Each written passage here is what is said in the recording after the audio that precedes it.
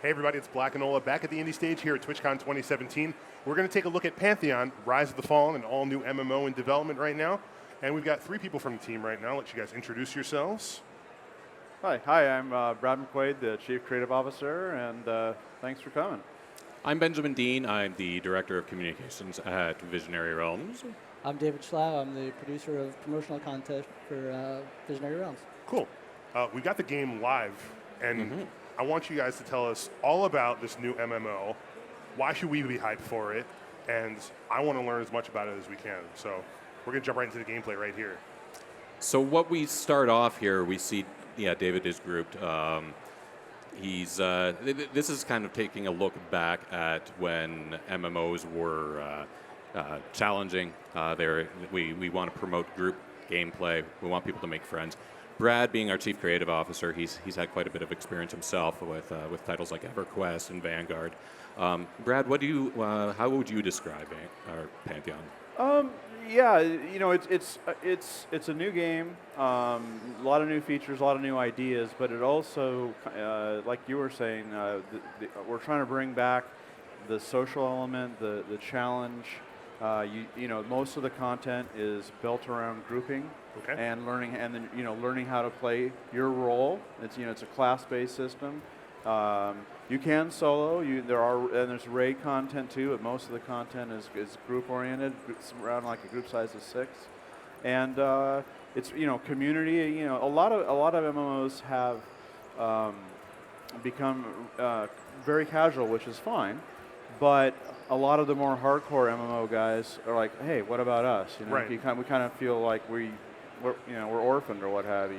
That's funny that you say that because of the MMOs that I've played, when they make that distinction between hardcore and casual is kind of where the game jumps the shark, so to speak. All of the fun that made it fun seems to go away.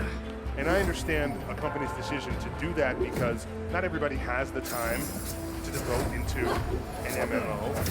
So how did you guys find the perfect sweet spot to satisfy both the hardcore fan and the casual fan? Well, it was just I guess good timing. I mean, we started the company and we're making the game that we want to make, and that we want to play, and that's what we started with. And during that time and before that, there was that shift to casual, and so it was almost like the market for a game like Pantheon just opened up for us, and it's like suddenly it makes a lot of business sense. So it makes creative sense, we're having fun, and now it makes some business sense because we're kind of filling a void. I see. People who have played some of those other MMOs, those socially charged, challenging MMOs, will recognize what's going on right here because our David has died, and he is doing a naked corpse run back to find his body, and he can't seem to find his body. I think you're to the left. To the left. Straight on, yeah. But that's the thing. When something like this happens, it's good to have friends around. You want to have a group of people, a group of allies that are always going to help you out. And the way that you're going to do that is through your reputation, right? And that's a real big focus that we're doing is building up people's reputation, good or bad, and seeing where it leads them. What's the central storyline in Pantheon? What's the objective, or what are we fighting for? From a gameplay standpoint, it's a home. It's a place to make real friends and have shared experiences. I think for whatever reason, human beings are wired such that if you have an intense experience with other people, it just resonates more. And I mean, I have people coming up to me all the time, and they're telling me vividly stories of how they barely survived an EverQuest, and this was, that's 17 years ago or whatever, Right. They remember it because of the shared. So that's what we're trying to bring back, community where it matters. You see people, you recognize people. When you go to a dungeon, it's not, the game doesn't bring in random people and then you never see them again. You're with your friends, there may be people you don't like or you do like, but you recognize them, the community's there. I'm looking at the gameplay here, and some of the graphics are really good. You guys seem to have placed a focus on huge monuments, and the draw distance is pretty crazy. Is that something that we're going to be seeing a lot of when we play this game, these huge structures, overarching mountains and stuff like this? Absolutely, yeah. It's a high fantasy world. We call it kind of a planar fantasy world, and there's a huge focus on adventuring and exploration. And so we want to build just amazing locations for people to explore and to figure out how to get through and to beat the boss mob at the end and everything. And so yeah, that's what we really love to do is we're making a world, not just a game. Yeah. Brad repeats that a lot. It's a world and not a game. What we're seeing here, you're speaking of the monuments and the large structures, the architecture. David's going to show us a little bit of an example here. This is what we call our acclimation system. All right. So as he tries to cross this bridge, he gets slower. You'll see the edges of the screen sort of shrink down with this ice. Because he's not wearing any cold resistant gear, he's not going to be able to progress anymore. Oh. So he's going to have to go out, he's going to have to go adventuring, questing, finding this gear so that he's going to be able to get across the bridge. And it's not just him. His group's going to have to do that as well. And once they get across to the other side, then the riches are there, right? So it's not just an arbitrary wall blocking off. You're actually feeling like I physically can't get here. I need. There's something this I'm gear. missing. Yeah, exactly. Yeah, there's a terminology that's been used in MMOs for years now, PvE, player versus environment. But it's in most cases, environment usually just means killing monsters. We're trying to make you're contending with the environment. Yes, there are monsters and to defeat, but there are all sorts of dangerous areas and stuff too. You know what I mean? So, talk to me about character creation. Every MMO that I've played, I've spent a good 20, 30 minutes making sure my character's the way that I want. Right. What can we expect in terms of character customization, selecting a class, selecting a race? What does Pantheon have to offer in that respect? He's bringing it up right now, and this isn't totally done yet, but it's what you basically would expect. You can adjust, your height, fat, thin, move around your nose. It's what you would expect from a modern MMO. Okay. Yeah. Yeah. And when you start the game at level 1, Mm-hmm. a lot of MMOs can either throw you right in there or be very, very hand-holdy. I remember playing Final Fantasy XIV, and I was excited to play that game, but it took so long for me to get into, I just want to kill low-level mobs so I can actually get to playing the game. What is the difficulty ramp on, how much does the game hold your hand?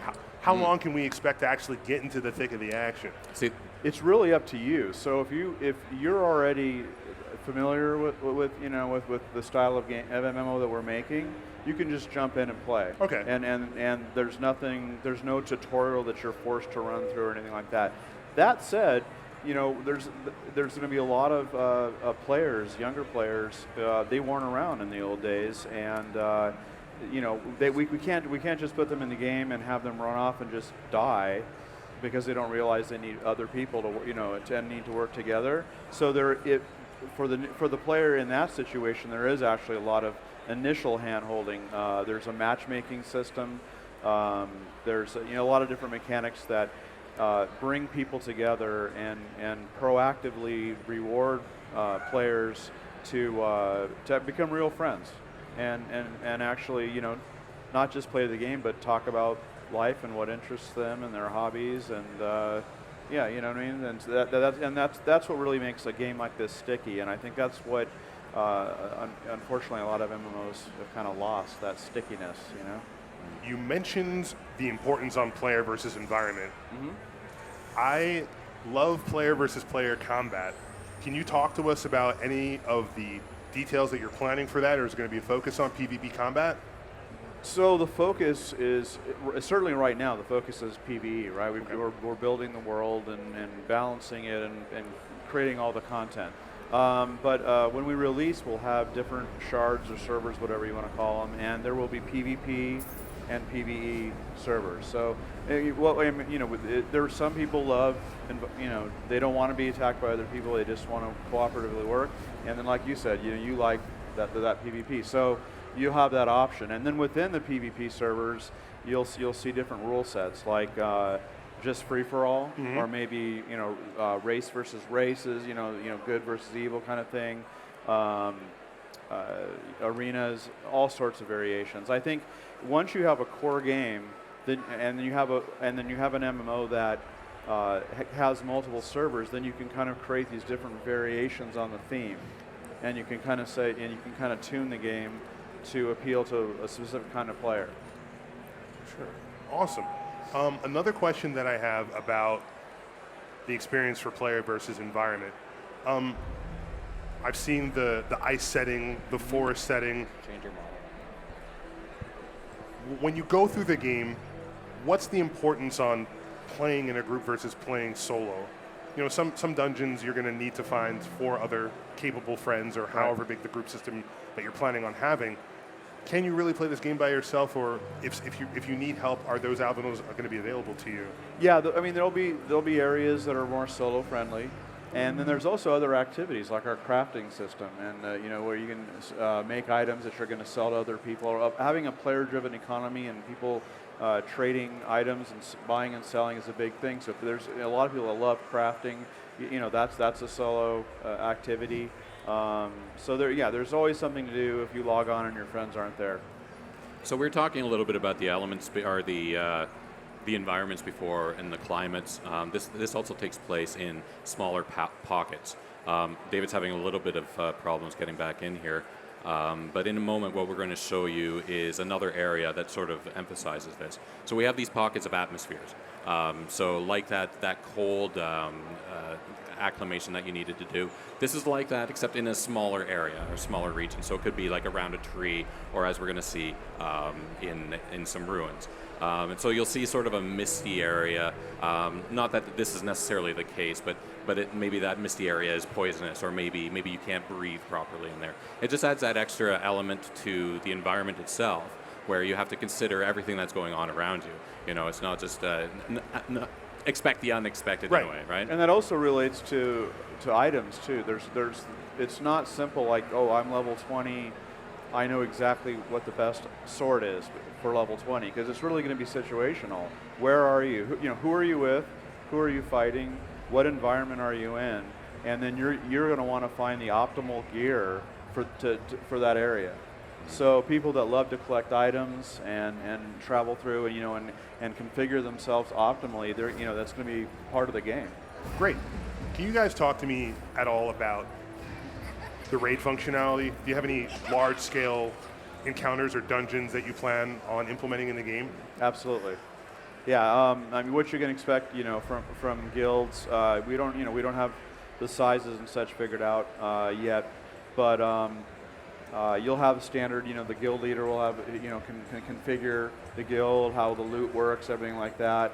One interesting thing is a lot of the boss mobs have behaviors, and they're very intelligent. And so, one of the favorite things for people to do, is, they can tell this encounter was made for 20 people, so they bring 40, right? Well, if you do that in our game, the mob will react to that. He may leave, he may call in reinforcements. Ooh, that's definitely different. And things like that. So it's like, if you think you're just going to go around and zerg stuff and it's going to be easy, no. There's one encounter actually in this zone in Hellnir Pass. Yeah, this dungeon here. Yeah. Where I don't think we're going to be able to show it today, but it was a fight that our team had put together. It was one of the first boss encounters that we set up, if I remember correctly, and the script to it is really quite brilliant, and it took us who hadn't designed it, it took us a few tries to sort of figure it out. Once we've kind of figured out what was going on, it's like, oh, that's cool. And again, it was tying in the atmosphere system that we were talking about. Right. So there were various atmospheres that were going on, and they were having different effects upon different people in the group depending on where they were standing in the room. Once we sort of figured out what was going on there, then we could figure out the rest of the fight. But the interesting thing about that fight, too, is that the door closes behind you. So it's still an open dungeon. But once you engage that particular fight, Can't boom, leave. Yeah, you're there, and nobody can come in to rescue you. So normally this is an open world game. There's no instances. No instances. No instances. So you're in just huge environments. So you could be in the depth of a dungeon and run into another group, maybe help them out, maybe compete with them, and but like Ben was saying. Certain special encounters, the doors will come down and right. So there's actually a chance for you to be right. Because I can imagine how problematic that could be. You're trying to beat a boss you've been grinding for a bit, and somebody comes and Yeah, screws but it up. well, it keeps it keeps track of the damage you've done, and you're gonna other players won't be able to grief you like that. But, Okay.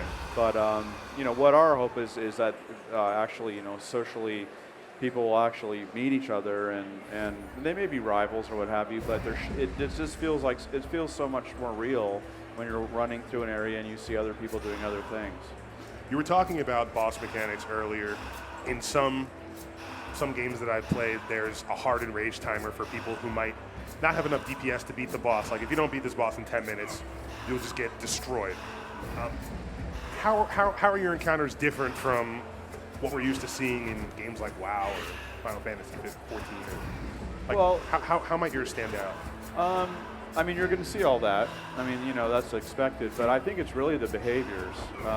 They'll have different AI. They'll have, for example, you might go into a boss encounter and that boss mob just goes after your healer. Mm-hmm.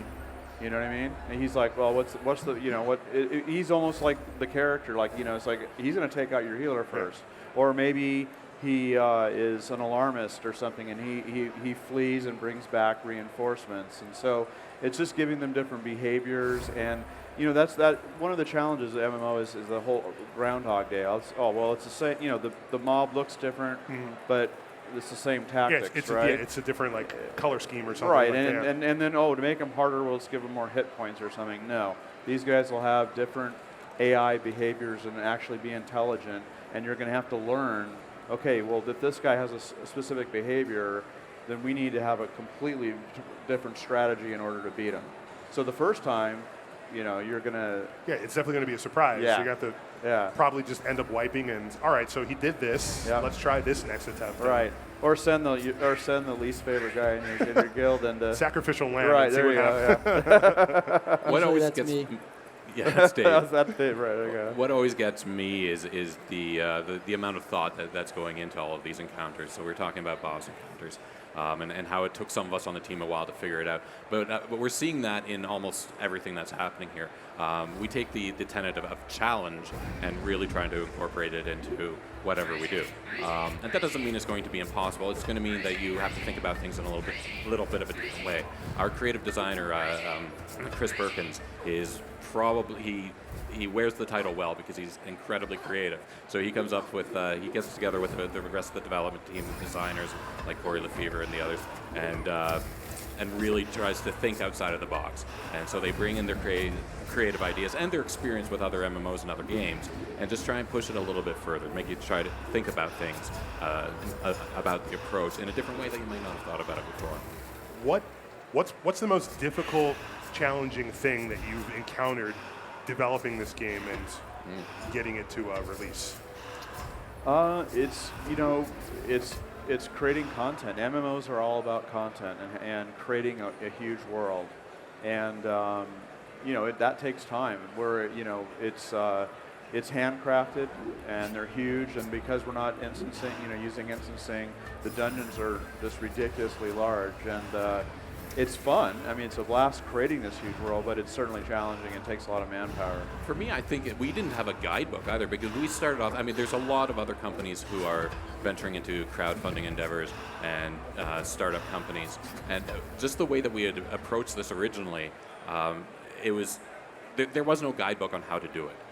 So we were just sort of figuring things out. We would have to put some of our resources into certain things, while we didn't have enough resources to cover other things. So it's trying to figure out where that balance was and trying to find people with the amount of skills that we needed. And lucky for us, a lot of people recognized Brad's former work as well. So we didn't have any shortage of people approaching us saying, hey, we saw what you've been doing. We'd like to help out. Here's our skill set. So that's been really helpful. So I don't know if I call that a challenge, but it's something that was unique that I hadn't experienced before. You guys mentioned that you had an announcement for everybody who was watching the stream. We do. So many of our... we're out of time. So no, like I mentioned, we do crowdfunding. It's a portion of how we get the game put together. And one of those crowdfunding tiers is for pre-alpha. And our pre-alpha pledgers have been waiting for a while now, and we're happy to announce today that pre-alpha will be here in time for the holidays. Oh, wow, nice. Yeah. That's wonderful to hear for people who are watching. We got some excited people in the audience there. Great. So for people who are anticipating this game, who might be tuning in for the first time, where can they find more information about Pantheon? Where can they find you guys? PantheonMMO.com. We're on Facebook /PantheonMMO, Twitter @PantheonMMO. A lot of other Pantheon MMOs. Wherever. Yeah, we're everywhere. But yeah, if you go to PantheonMMO.com, it's going to have all the information there for you. It will list out all of the pledge packages. We are leaving the pre-alpha available for a couple more weeks, but we will have to take that down soon because we're getting ready to have all of these people come into to our servers to try it out for the first time. So. Of course. Fantastic, guys. Thank you so much for joining us on the stage this afternoon. I learned a lot. I'm very excited for the game and can't wait to see where it goes next. Guys, thank you very much for watching. We'll be back with the next game after a short break. Please don't go anywhere. Thanks, guys.